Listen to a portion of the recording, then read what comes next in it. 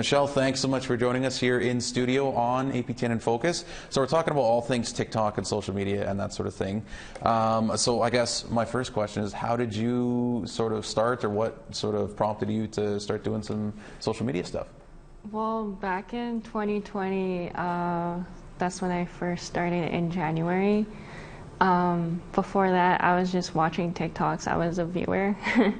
I was just watching other TikToks, and then I realized there wasn't many Indigenous creators out there that was amplifying Indigenous problems around the world.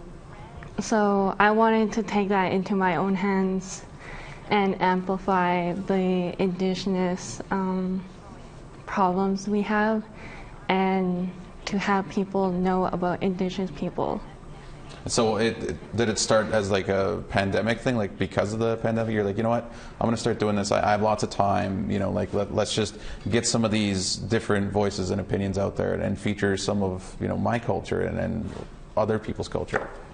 Not really, because I started TikTok before the pandemic. Okay. So then I was working with my dad, and then TikTok was kind of like a fun thing for me, so I kind of turned it into a hustle. So I then quit my job with my dad and started making TikToks full time. Okay. And then that's when I started to blow up with all the information I put out there with my TikToks.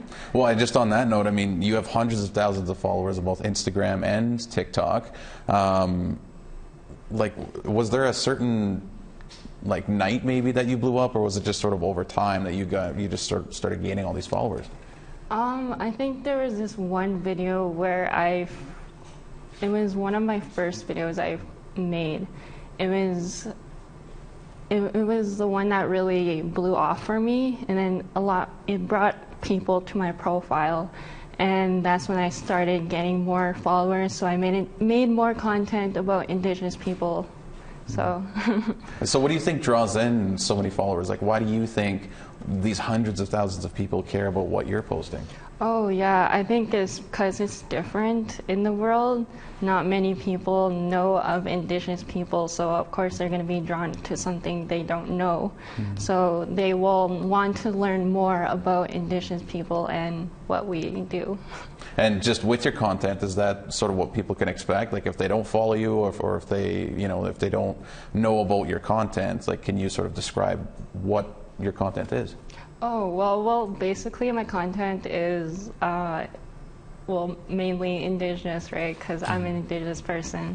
I want to amplify Indigenous businesses, amplify Indigenous people, icons. I want to be able to put a light on the problems that we have as Indigenous people, the problems that we face, like MMIW, 2S, the Clean Water Advisory. There's like so many on the list that I can like just name right now, but like it would take too long. But like, yeah, that's basically, ever since I was young, I wanted to have people know about us. And is that some of the messaging as well, I guess, that you're trying to get out with your videos, is, hey, there are some of these problems and here's my voice, and trying to amplify some of those messages? Yeah, basically. Also encouraging other Indigenous youth to come out of their shell and be themselves. And were you like a shy person growing up? Like, is this sort of the TikTok sort of help you come out of your own shell? Yeah, that's so funny when you ask me that, because I was super shy. Like, I don't know if you met other natives growing up in high school and they're like super shy in a white community.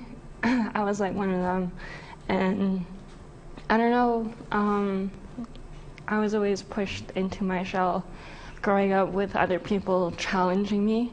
So TikTok kind of helped me open up more and embrace what I always wanted to show others. And kind of on that same note, I mean, why is it so important that we have Indigenous voices on TikTok and all these social media platforms? Why is that so important? Because of the next generation. And just with that, I mean, you were touching on how you were shy. I mean, being Indigenous, I was shy myself, and now we're here talking on camera and stuff. So Yeah, it's just we're funny on you were saying camera. that. Yeah, exactly. But you feature your daughter a lot as well in some of your videos. So I'm wondering, how does it maybe impact some other young moms and young Indigenous moms out there to see some of your stuff? And I know you do some traditional videos with your daughter as well, right? Yeah, it's very special to my heart because I know a lot of Indigenous women out there have challenges for being mothers. So I want to make sure they have strength as well. So when they see my content, they're like, oh, I'm not the only one going through this, or like, I'm not the only one who feels like this. So. And in the time that you've been doing social media, do you have a favorite like video you've done, or like favorite anything that you've done in the past few years? Man, there's like so many. There's like so many on my portfolio now that I can name a bunch. There's like a handful that I have.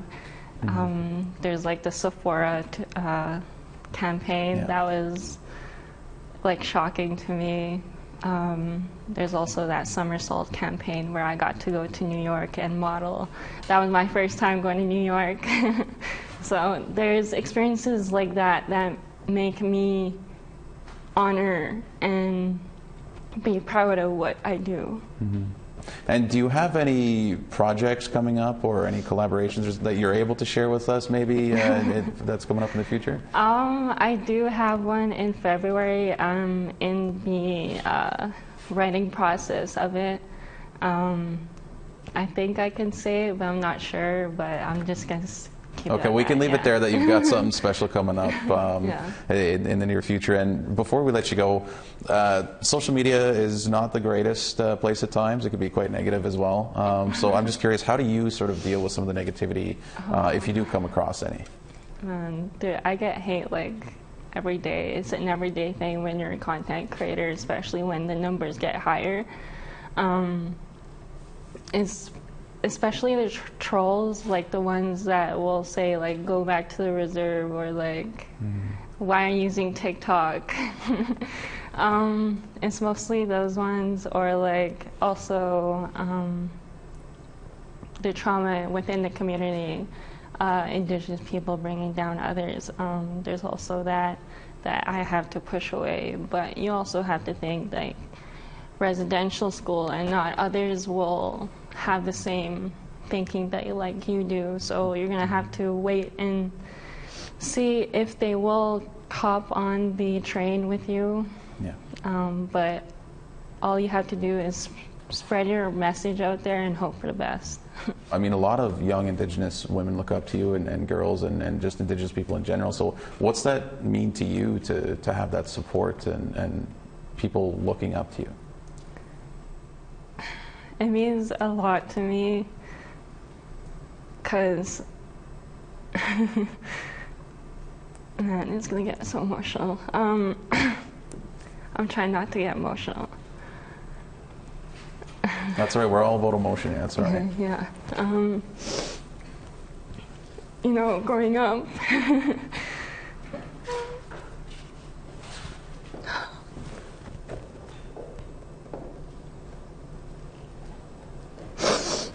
It obviously means a lot to you to have these people that look up to you, right? Yeah.